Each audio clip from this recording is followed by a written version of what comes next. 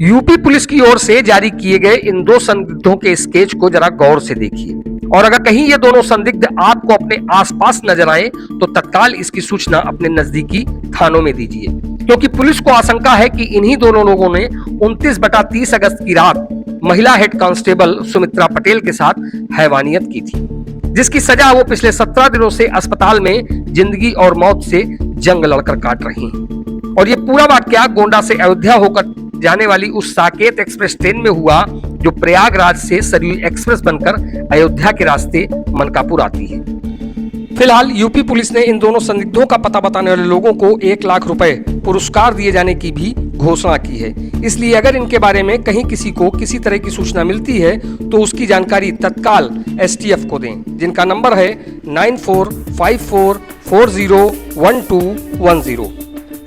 एक दूसरा नंबर है 9454401828 और एक तीसरा नंबर भी है 9454402257। आइए अब आपको बताते हैं कि 29/30 अगस्त की उस काली रात को यूपी पुलिस की महिला हेड कांस्टेबल सुमित्रा पटेल के साथ हुआ क्या था। दरअसल सुमित्रा पटेल मूल रूप से प्रयागराज की रहने वाली हैं, जिनकी ड्यूटी अयोध्या लगी थी। इसके लिए वो सरयू एक्सप्रेस ट्रेन में सवार होकर अयोध्या जाने के लिए निकली थी। बताया जाता है कि रात में सुमित्रा पटेल की किन्हीं कारणों से ट्रेन में आंख लग गई और वो सो गई, जिसके कारण उन्हें उतरना था अयोध्या में, लेकिन वो पहुंच गई गोंडा के मनकापुर।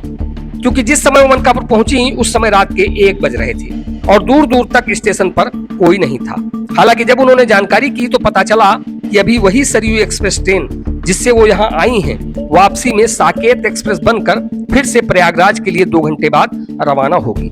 इस पर उन्होंने ट्रेन से उतरने के बजाय उसी से वापस अयोध्या जाने की सोची और उसी में सो गई।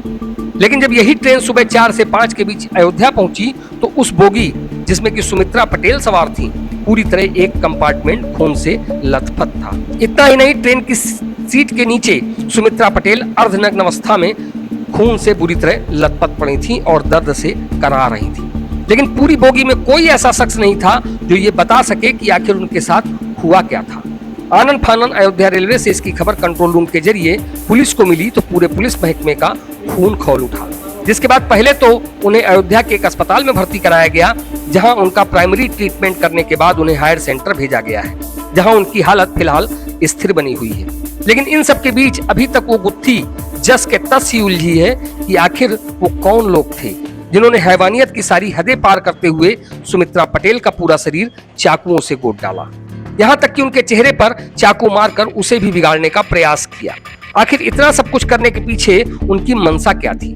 पुलिस अभी तक इससे जुड़ी किसी भी कड़ी को खोज पाने में पूरी तरह से नाकाम रही है, क्योंकि जिस दिन ये घटना प्रकाश में आई उसके बाद से एसटीएफ से लेकर पुलिस की तमाम बड़ी एजेंसियां दिन रात एक किए हुए हैं, लेकिन अभी तक उनके हाथ सिर्फ मात्र 2 स्केच के अलावा कोई और बड़ी चीज हाथ नहीं लग पाई है। फिर चाहे अयोध्या पुलिस की बात करें या फिर मनकापुर पुलिस की, क्योंकि पुलिस विभाग से जारी इन दोनों स्केचों जैसा कोई आदमी अभी तक पुलिस के हाथ भी नहीं लग पाया है, जिससे इस मामले में पुलिस को आगे कोई सुराग मिल सके। माना यह भी जा रहा है कि रात 2 घंटे तक head constable Sumitra Patel Mankapur railway station पर रहीं, तो क्या कोई उनकी रेकी में लगा था, या फिर जिस तरह से उन्हें चोटें पहुंचाई गईं, क्या उसके पीछे कोई उनका पुराना विवाद भी था? क्योंकि पुलिस की ओर से कराई गई प्रारंभिक जांच में सुमित्रा पटेल के साथ किसी तरह के यौन शोषण की बात अभी तक निकलकर सामने नहीं आई है। ऐसे में उनको जान से मारने की नीयत से उनके साथ इतना सब कुछ करने के पीछे आखिर उस दरिंदे की मंशा क्या थी?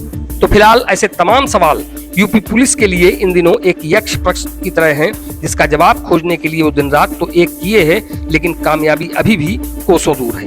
इसलिए बहन सुमित्रा पटेल का अपराधी चाहे जो हो, उसे खोजना हम सब की भी निजी जिम्मेदारी बनती है, जिसके लिए आप भी इन स्केचों को देखिए और इनमें से अगर कोई भी व्यक्ति आपको कहीं नजर आए तो उसकी सूचना नजदीकी पुलिस स्टेशन में जरूर दीजिए, जिससे कि ऐसे दरिंदे को उसकी असली जगह भेजा जा सके।